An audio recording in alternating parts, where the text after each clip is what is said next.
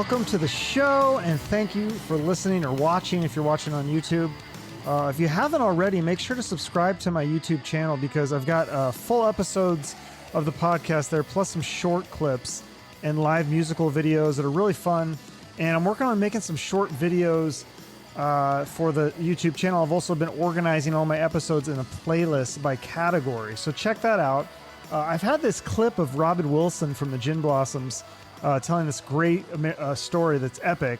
It's like a year in the making, but I do plan to get that out soon. So I'm excited for people to see that. Also, I've booked up a lot of guests for the next month, and I'm really excited for everyone to see what I have in store. Some really interesting authors, someone from a very popular Netflix miniseries, and of course, we'll always have great musicians, some big name bands, some indie bands, and a couple repeat guests. So that'll be fun. My guest today is Jody Porter. He's the guitarist from Fountains of Wayne. And of course, everyone knows their biggest hit, Stacy's Mom, and the epic video. But I didn't realize how many other great songs that band had. Check out their Spotify or their YouTube and just listen to the top 10 songs on their Spotify, like Hackensack, Hey Julie, Mexican Wine, Someone to Love, just tons of great songs. They also had a lot of songs in movies and TV shows, which we'll talk about, plus Jody's solo career, his first band, the Belltower, which was called Shoegazer Rock. And he's just got some great stories. He's a bit of a character, kind of like Lips from Anvil, but the polar opposite.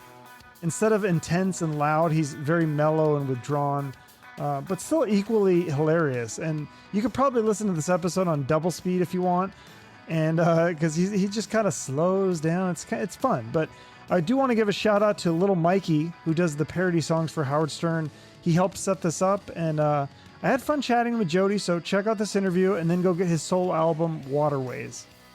Welcome, Jody Porter, to the Chuck Shoot Podcast. How are you doing? I'm good, Chuck. How are you? Great. So how do you know little Mikey? He's the one that kind of hooked us up together. Via Facebook, and he said he met me in my hometown of Charleston at some random place. And I've known Howard Stern, obviously, not just who he was, but he was a champion of Fountains of Wayne cover. We did a Britney Spears back in the day. And his whole thing, like, we covered Hit Me Baby One More Time. Yeah. Before Travis, and the label wanted us to put it out. But Howard played it and was like, it's pretty cool when a power pop band like these guys makes a crappy production sound like a good song. But the song was good to begin with. Yeah, for sure. No, and like having real instruments. Really, I know him, to answer your question. He says we met in Charleston. I don't remember, but yeah, little Mikey, he's the guy that does all the song parodies from Howard Stern. So yeah, he reached out, and it's really cool. From the radio, but I don't know him personally. But apparently, I met him in Charleston. I don't know. Yeah. So are you in Charleston now? No, I'm back in New York, and I grew up in Charleston, but right. I did my record mostly. Well, part of it was done in England, but mostly in North Carolina. Okay. Yeah. So sorry, go on. That's a result of my family moving from Charleston to North Carolina. So before COVID, I went down there. It's like, let's set up shop here and make a record, which I did. Which part of North Carolina? It's Western North Carolina. The hub would be Asheville. It's about 15 minutes from Asheville. Okay. Yeah. My girlfriend's family's from there. So I went there one time and visited, and we went to Oak Island. I don't know if you know where that is, but I don't know, but it's definitely landlocked. So when you say island, I'm thinking you're on the coast, right? Yeah. It's like on the eastern part. It's probably Cape Hatteras, one of those places. Yeah. It's really humid. I wasn't a fan of the humidity, but you must have been used to it if you live there. It depends what time of year you're there. Yeah. So you had an interesting quote. You said, you didn't choose music. Music chose you. And you kind of thought I don't know if you're just joking. You're like, you think that maybe you were the incarnation of Brian Jones from the Rolling Stones, the original founder. Are you a big Rolling Stones guy? I do like the Rolling Stones, but I like the Beatles equally as well. I think I never said I was the incarnate of Brian Jones, but within the context of Fountains of Wayne, I'd probably sympathize more with George Harrison than Brian and the Stones. You know what I mean? Right. But, Brian's girlfriend and Keith's baby's mama is on my record. Oh, So, really? yeah, Anita. She was a good friend of mine, actually. So who knows?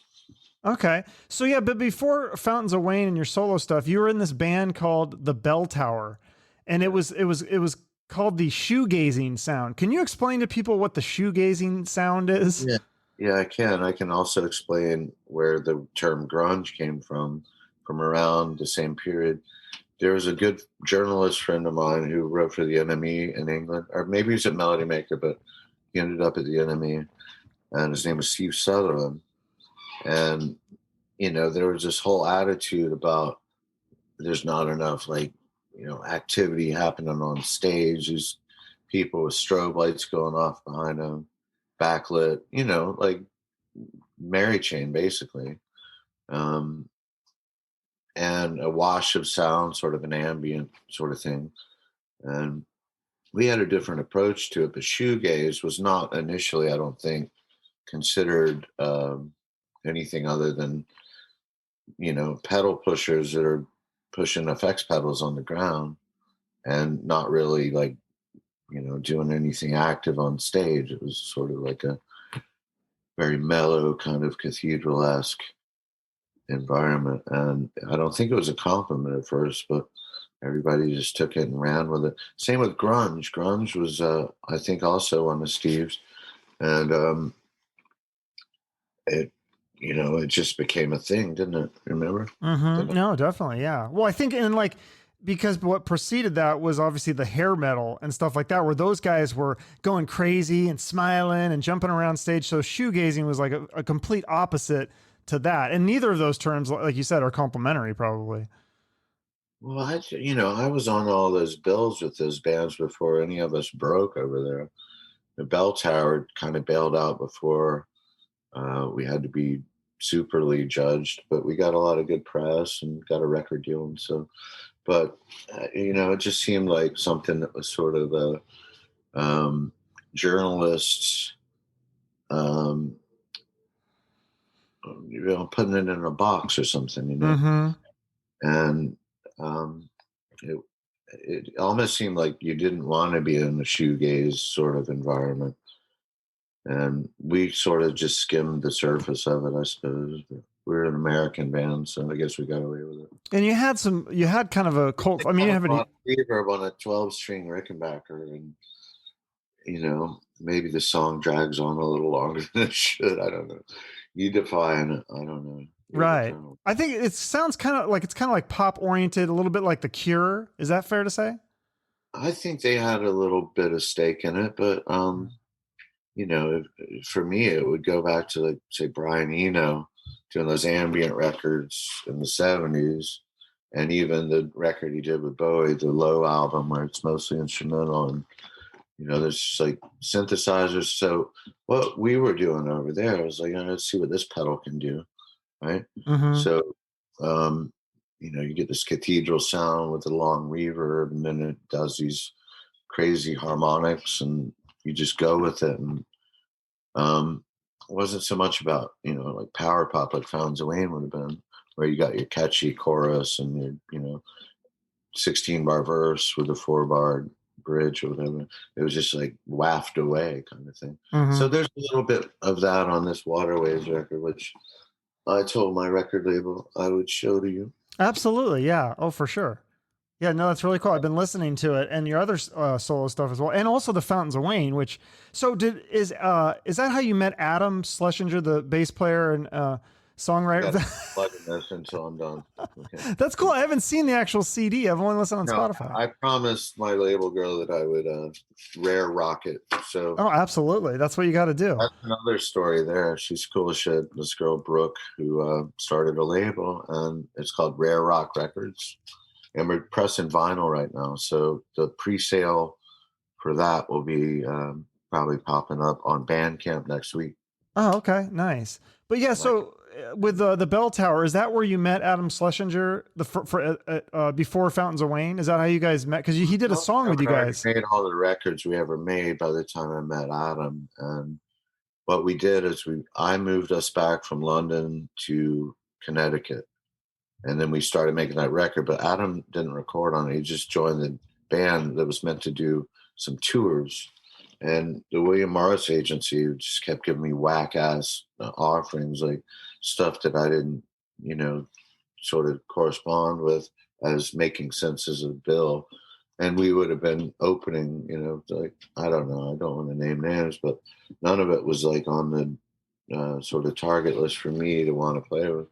So we ended up not doing much, but he came up and we rehearsed. So I put out an ad in the Village Voice, and he showed up, and we hit it off immediately. Mm-hmm.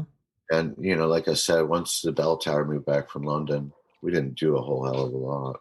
We made a record, and it, you know, came out over there, and it sort of came out over here, but not very many units shifted, I don't think. So then Fountains of Wayne started without you. It was just Adam Schlesinger and the singer Chris Collingwood.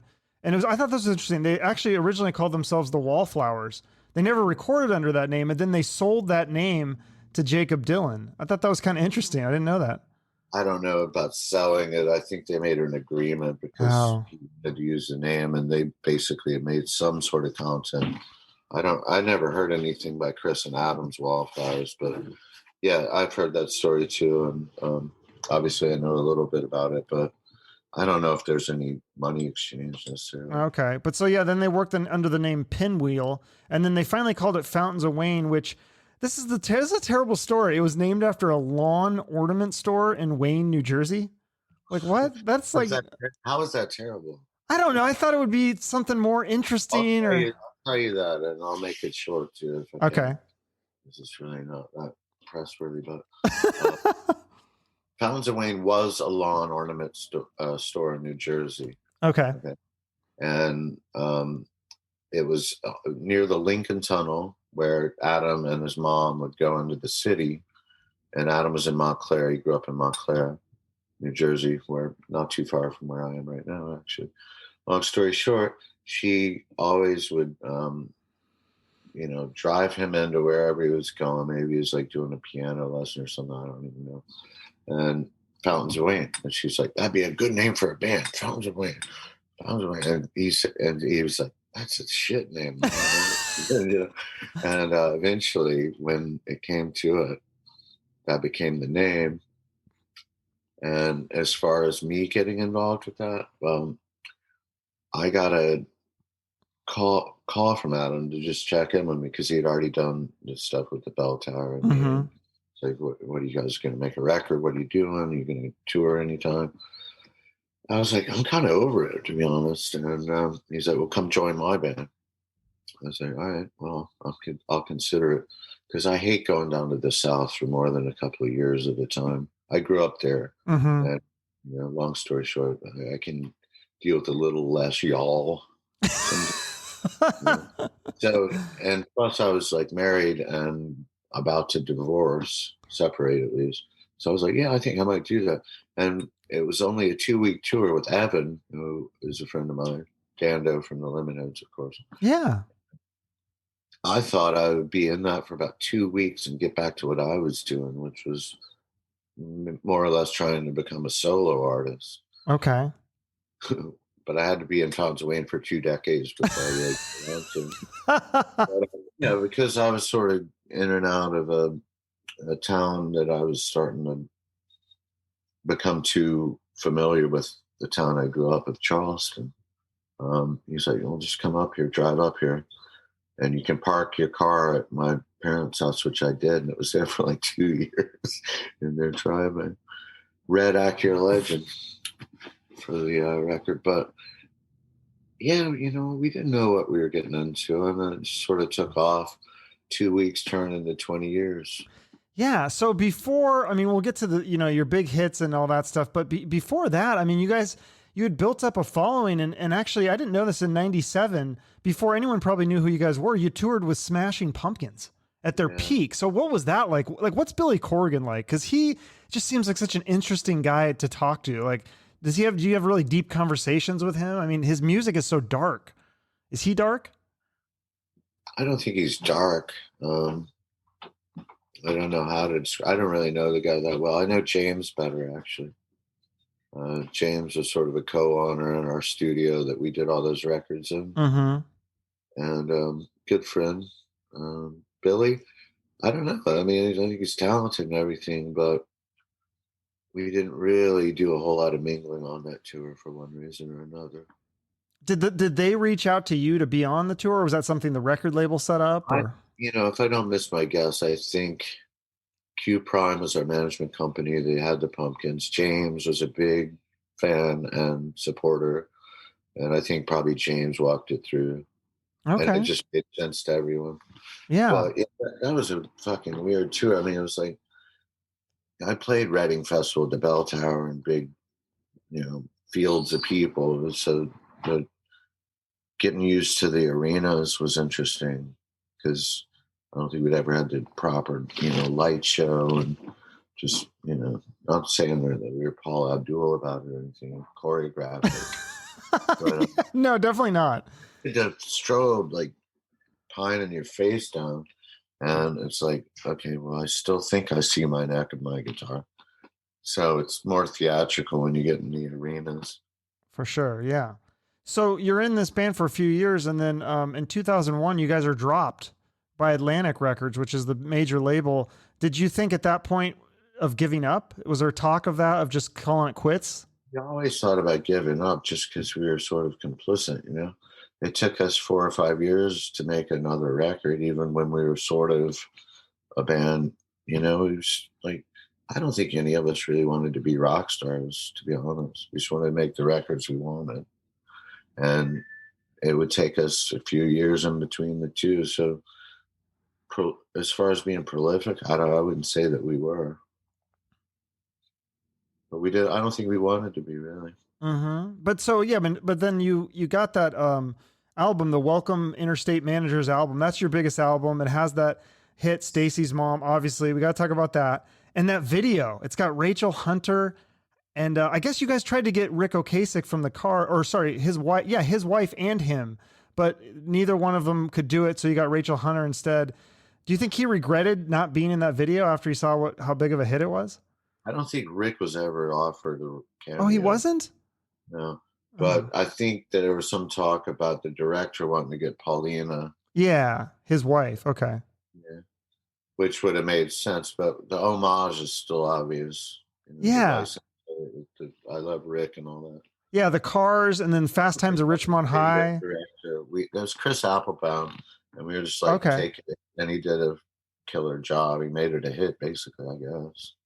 Yeah, I mean, there's so many good 80s references. I don't know if I missed some, but I definitely caught Fast Times at Richmond High, Van Halen, Hot for Teacher, The Cars. Is there anything else? There's got to be other stuff in there too, huh?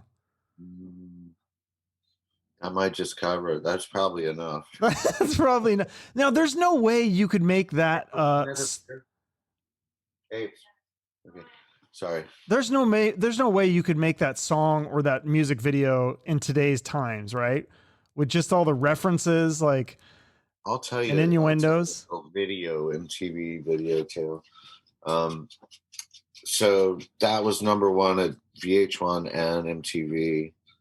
I'd be checking into my room and try and not see it, and then I'd flip to VH1 and beyond that. And I was in New York City where I had an apartment, but I was in a hotel. I was like, okay, I guess I can afford to use the mini bar at this point. Maybe a Prosecco looks pretty good.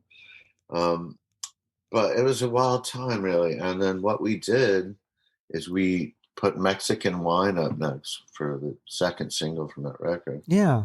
We had, some momentum or whatever. Everybody seemed very pleased about it, the label and everyone.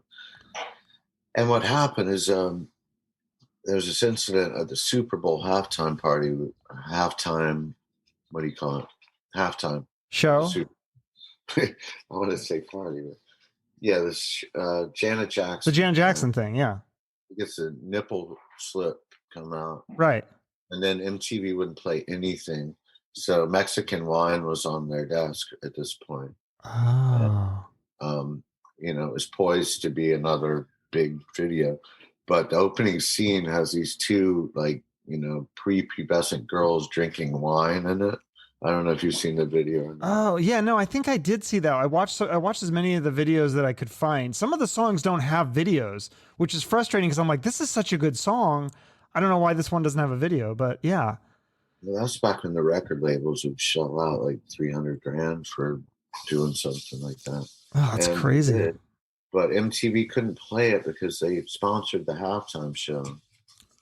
And Oh, they wouldn't play any hip hop or anything sort of racy, if you will. oh, that's And interesting. the two prepubescent blondes were insinuating that they were drinking wine, and there were some scantily clad chicks on a boat.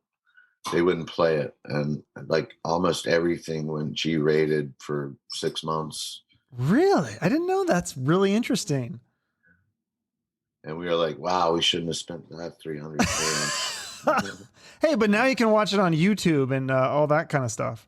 Yeah, because there's I think a censored version, which nobody wants, and then the regular version, which I mean, like I don't know. I can't remember it being I haven't seen it for a while, but I can't remember it being particularly that racy. No, I don't I think think I don't remember being that bad either. it's a Super Bowl incident. That's interesting. So do you That's think what that killed our career. what's that? That's what killed our career. No. But do you think that song, Stacy's Mom, do you think that ruined life for teenagers named Stacy? It's kind of like today with the moms named Karen. That name has been ruined. I don't know. They'll think of something next one day. We'll all get over it. Yeah. Well, what about the other song on that record?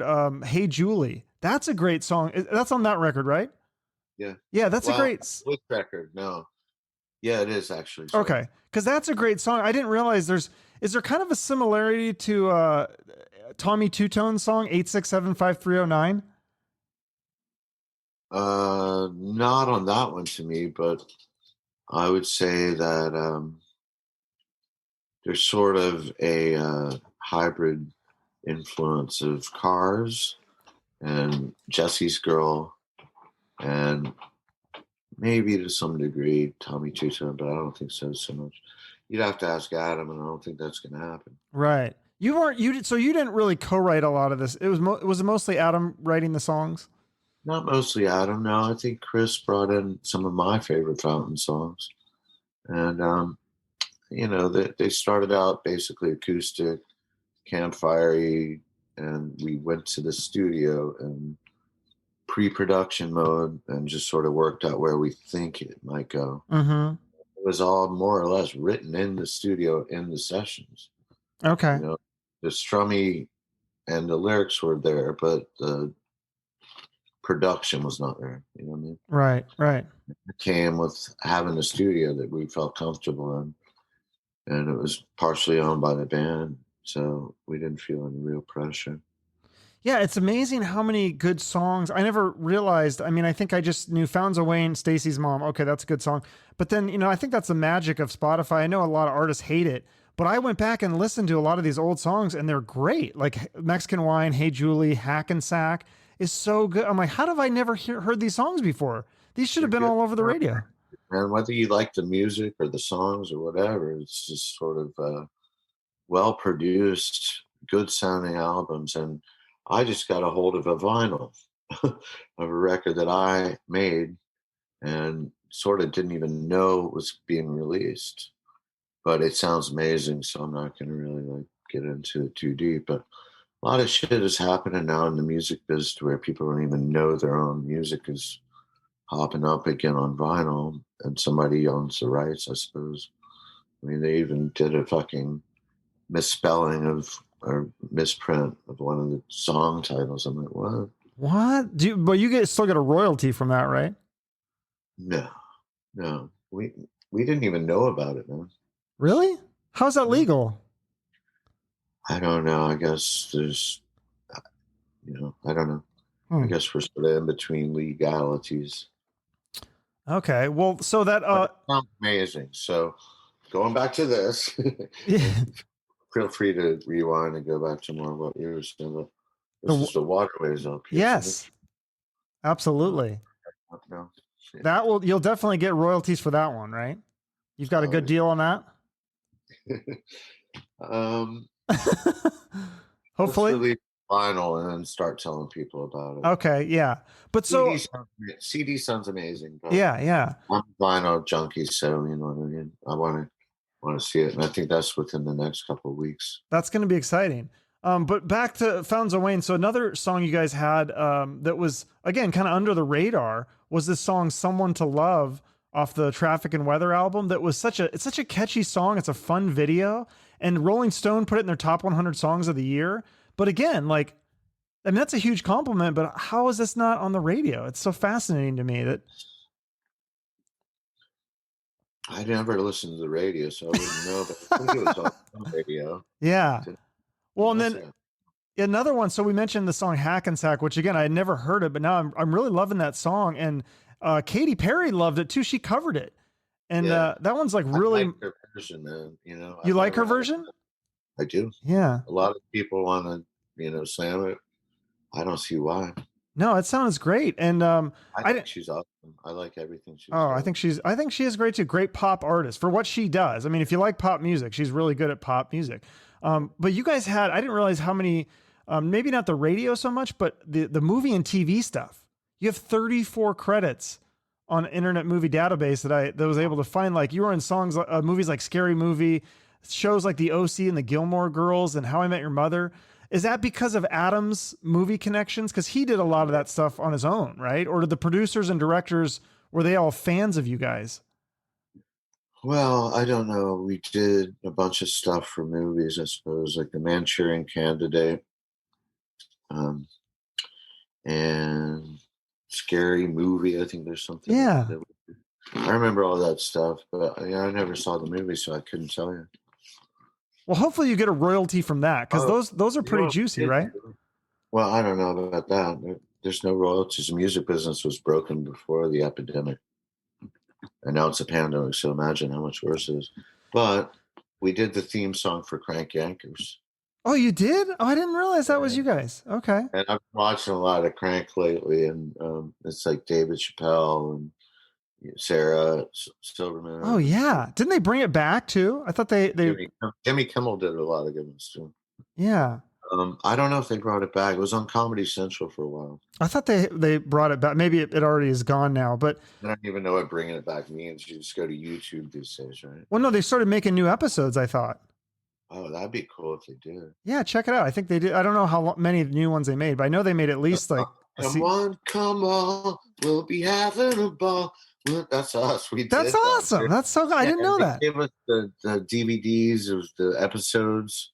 I think we did a little incidental music in there as well, but the theme is totally Fountains of Wayne. That's really fun. Another connection that you had was 6, I counted, appearances on Conan O'Brien. And a lot of that was before your big hit. So was he a fan? Is that why he had you on so many times? Or was there someone that worked there that was a fan? Well, there's a guy called Jim Pitt who put out a Kinks tribute record, which was Fountains of Wayne's song Better Things, which is also tied to a Conan episode, which happened right after 9/11. And my only regret about that is I slept with this girl the night before who wore too much eyeliner. And I put on my Rickenbacker pickguard, NYC, thanks, Rudy.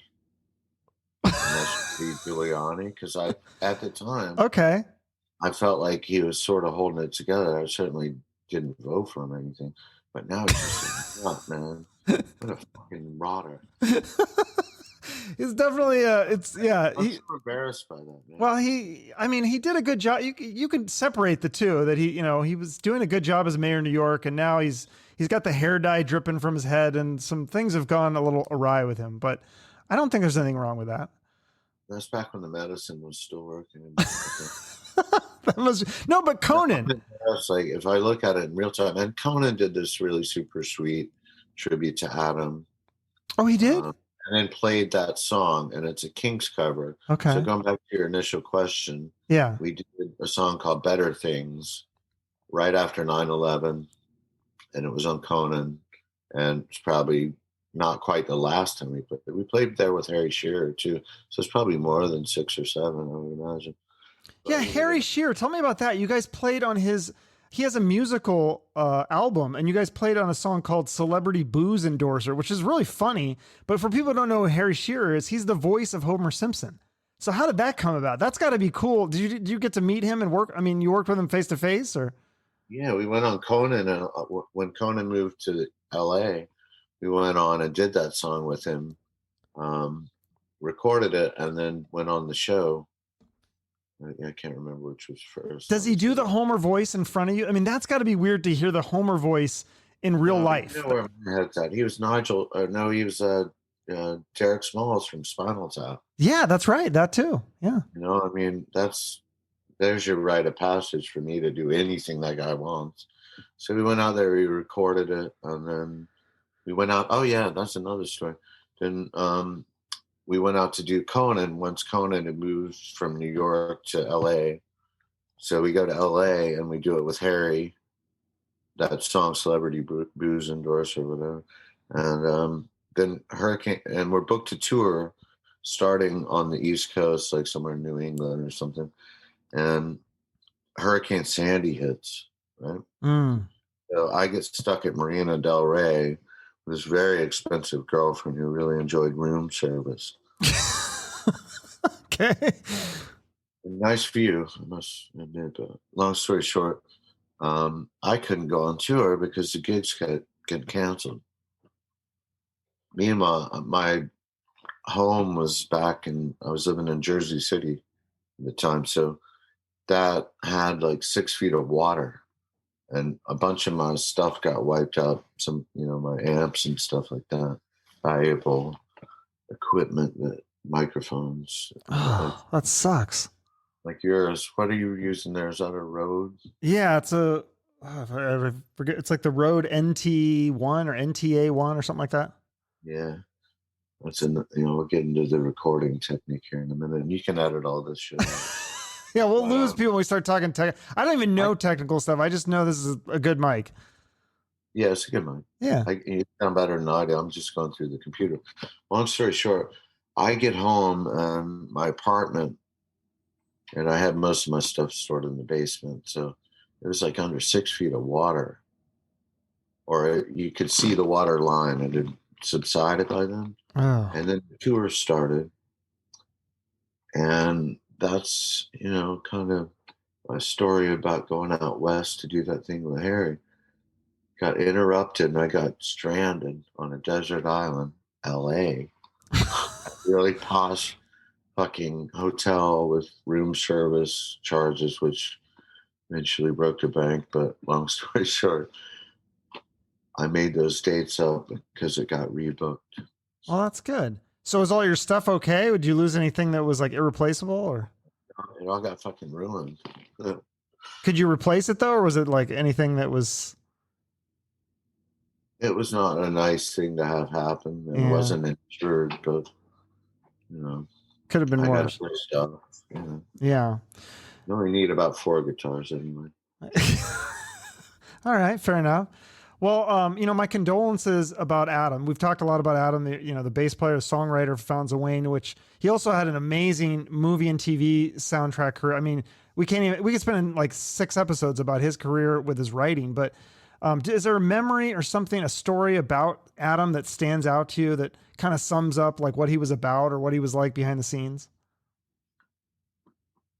Probably about 4,000. How much time do you have? And we used to be roommates. It was before the band even started. It was before we even got a drummer, Mm-hmm. So yeah, there's tons of stories. I don't know. What's the best one? Give me the best, or the one that you've never told on a podcast that can. I never tell any of them really. Okay. So I'll try and think of something. Okay. Ask me something else while I'm thinking. What's that? Ask me something else whilst I'm thinking. Okay, so like obviously you're doing this solo stuff and you're singing, and you have I think 1 or 2 other solo albums out, but you have such a deep voice. Is it hard to sing high? Your voice and your music is a little bit higher. Is it hard to sing higher with such a deep voice? No, in fact, sometimes I sound like a chick because I sing too high, but that's more of a falsetto thing. Can you sing both though? Can you sing low? Like, cause I know Axl Rose, I mean, he has such a deep voice just like you, but then he can sing so high, but he also sometimes sings low. Do you ever Right. sing low in some of your music? I think I do sometimes, yeah. And if I sing high, it's only because it's falsetto. I don't have like Robert Plant vocal skills. No, not that high. Yeah. And he's like one of a million. He's insane. I'd go low rather than high, just to the comfort zone. But then again, I don't really consider myself a singer. I'm a guitar player. But when you're doing solo, you have to sing too, right? You're not going to get a singer to. I Well, yeah, that's the reason that I didn't really listen to Jeff Beck until recently. It's because, he's just like a guitar player that doesn't write the songs and doesn't sing them. And it was a little lackluster for me getting into him Hmm. because I never thought of myself as a guitar, like just strictly guitar player. I always thought of myself sort of more of a songwriter, song and dance man. um, you know what I'm saying? It's just like, Yeah.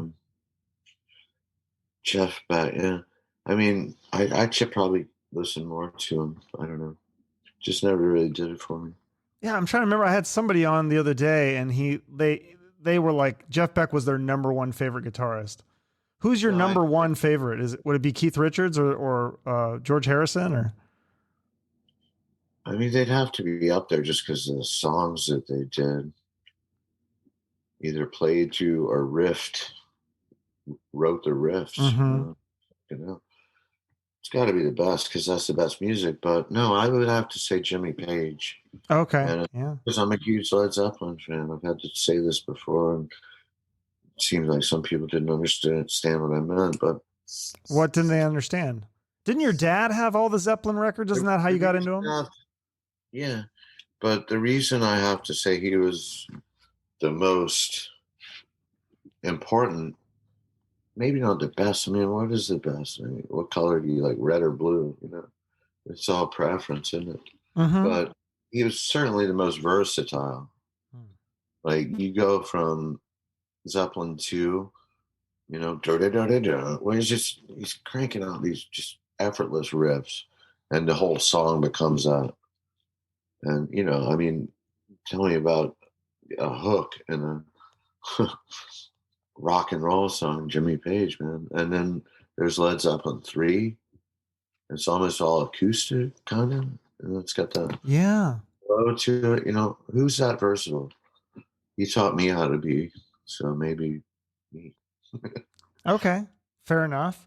So yeah, because your song, you had a song since Fountains of Wayne and Adam obviously had a lot of movie and TV stuff, but you had your own movie and TV stuff. You had A Beautiful Life was on a big movie, the Messenger soundtrack with Woody Harrelson, and that's a great song. Did they come to you and pick that song out, or did you submit it, or how did that come about?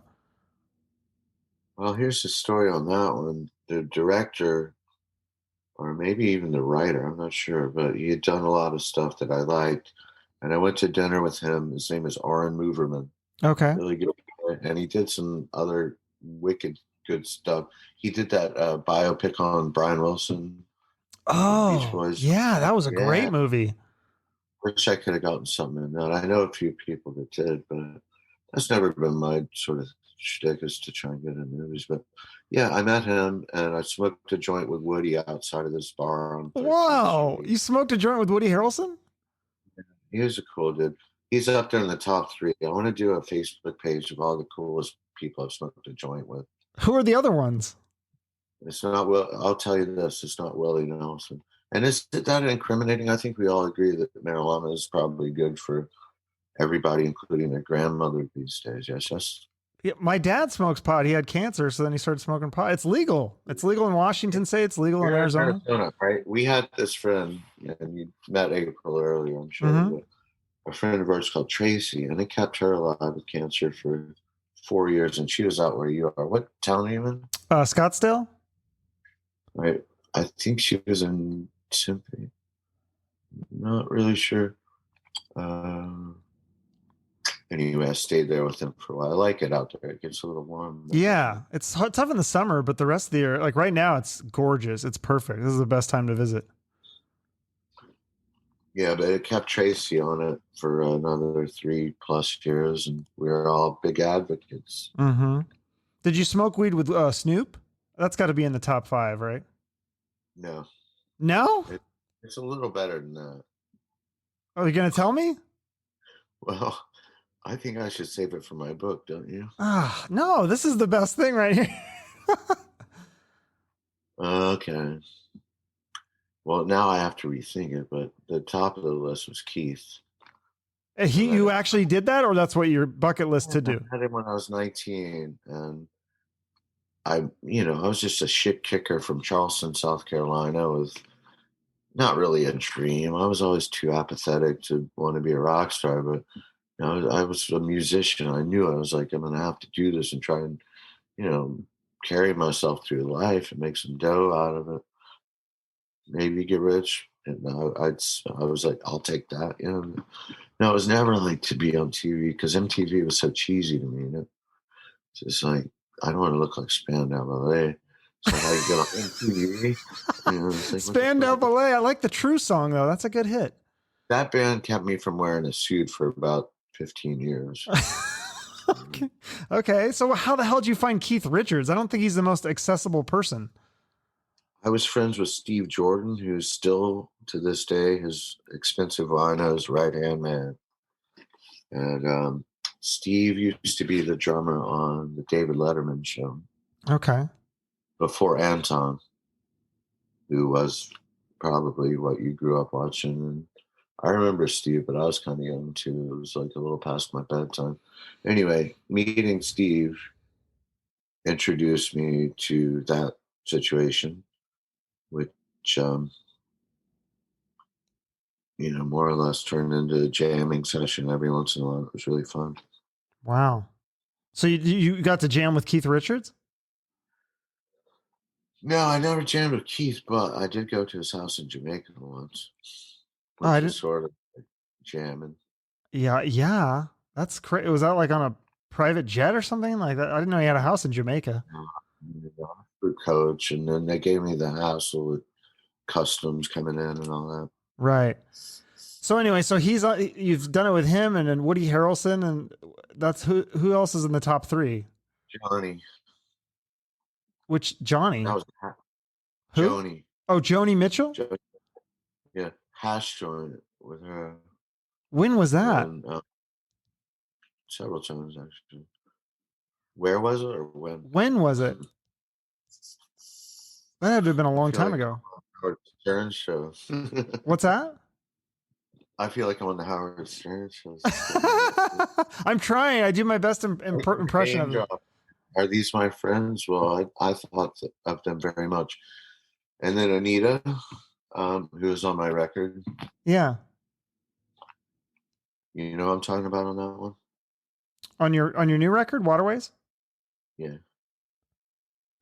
Which song does she play on? I'll be Alex Trebek and you be you. What song on my new record, Waterways, did Anita Pallenberg contribute? That one I don't know. I Beat poetry too. Yeah. I don't know, but I like the new album. I could totally picture you performing those songs like acoustically, like just you and an acoustic guitar, like stripped down. Do you think that's how you'll do it? No, that's not how I'm going to do it. But really? I could do it that way for the first time, probably. I think that'd be cool. I think I'd be curious to hear how they sound just acoustically.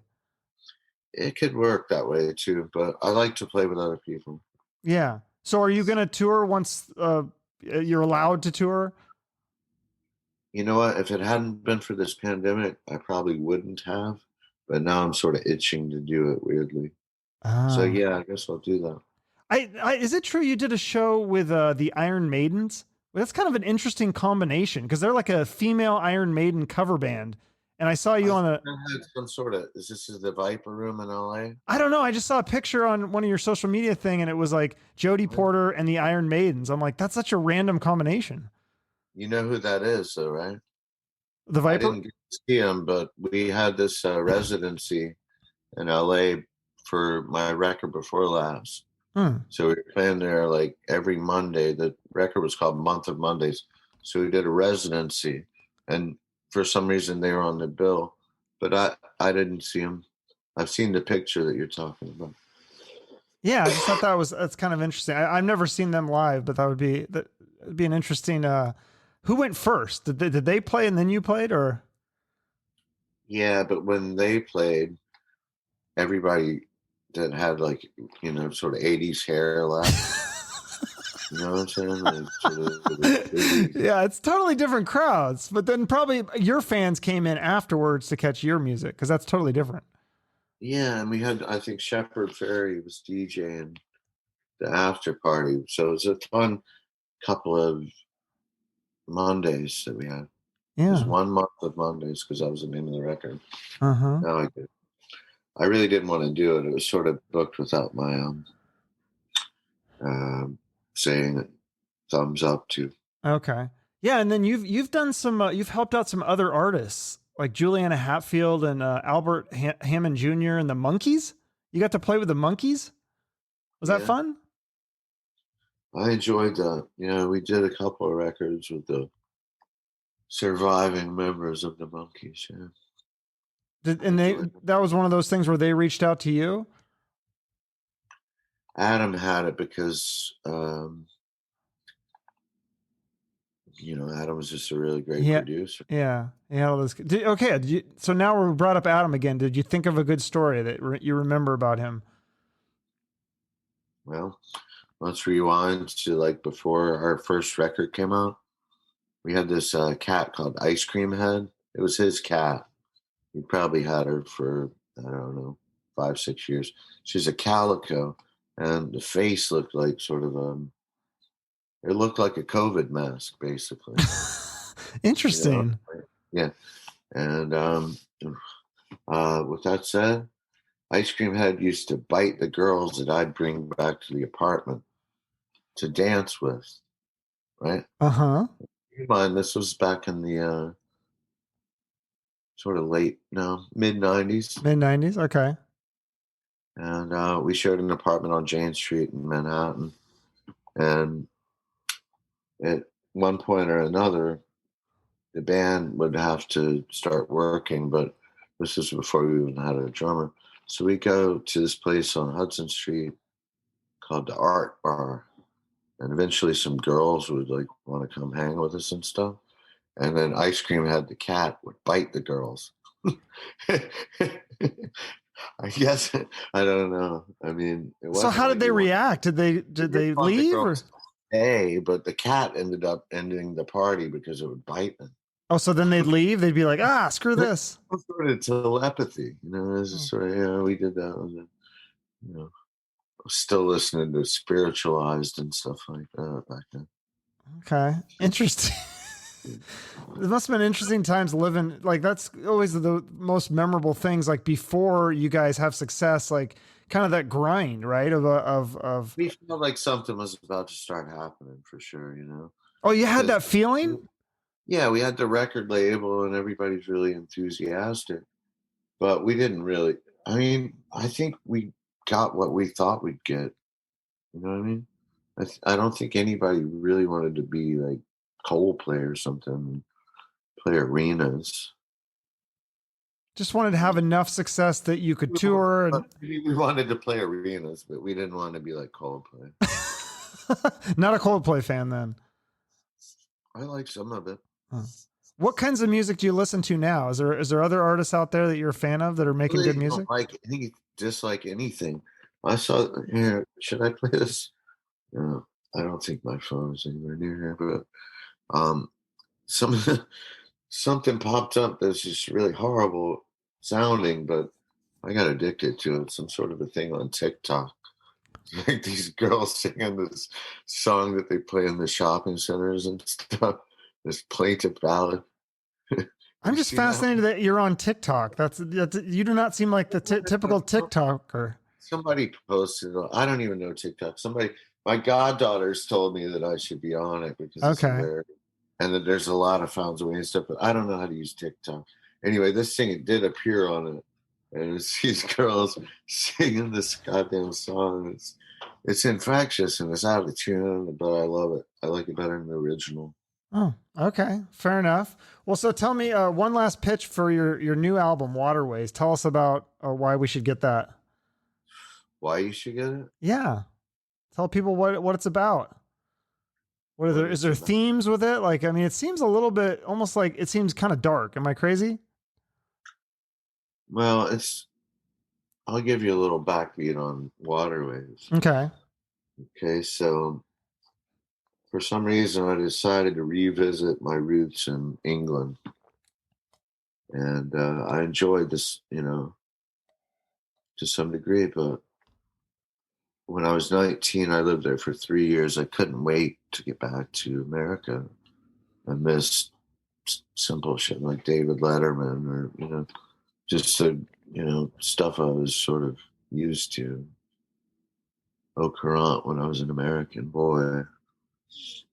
But then I went back to England, and it was interesting because I lived on the coast rather than in London. I went to Kent, and that's where I started this record, and that was about 2 years ago. So it was sort of polished off by early last year, like say February. I think it was already mastered. So it's not really a COVID record, but it is sort of dark. And I think the reason it feels that sort of like undertone of what's going to happen next is because of, sort of Trump era, So it was polished off before coronavirus was even a vocabulary word.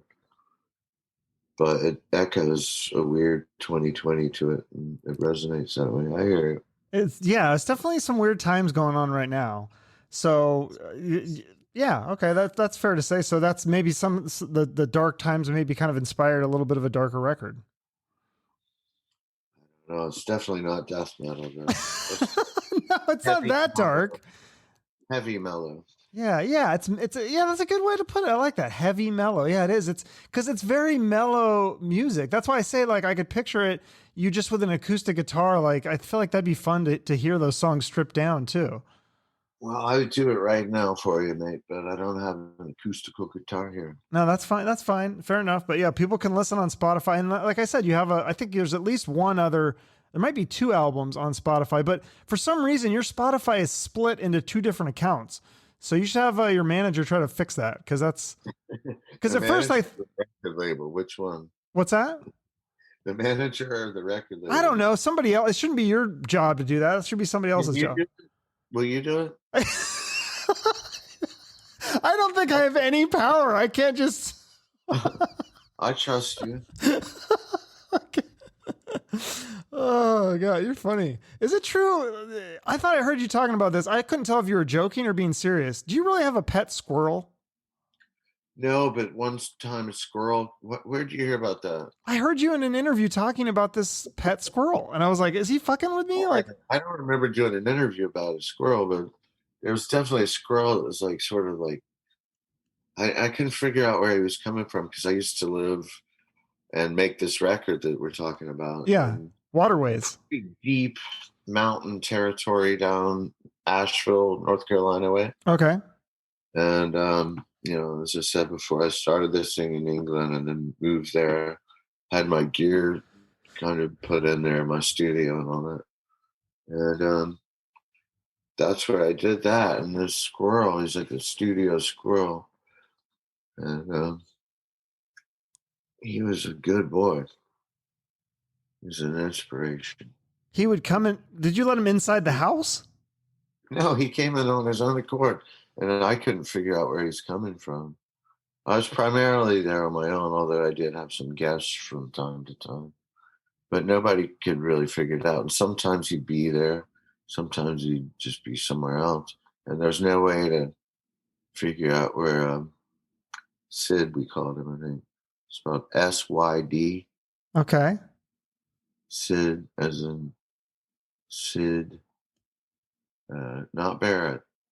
Okay. But so there's just magically the squirrel in the house. It doesn't frighten you, or I mean, aren't squirrels rabid and they bite really hard? And yeah, there's probably other things that'll bite you first. I think squirrels are pretty cool. Okay, fair.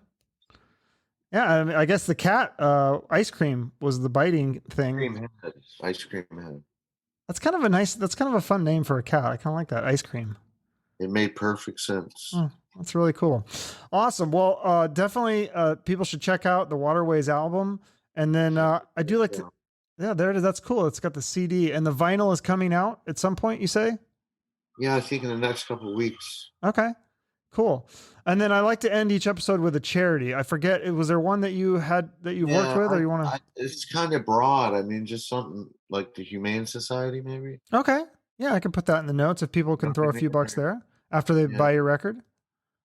Let's concentrate on the animals. They have nothing unpolite to say these days. No, that's definitely true. I love animals. Absolutely. Well, thank you so much for doing this, Jody. I appreciate it. All right. All right, man. Take it easy. Okay, I'll see what I can do.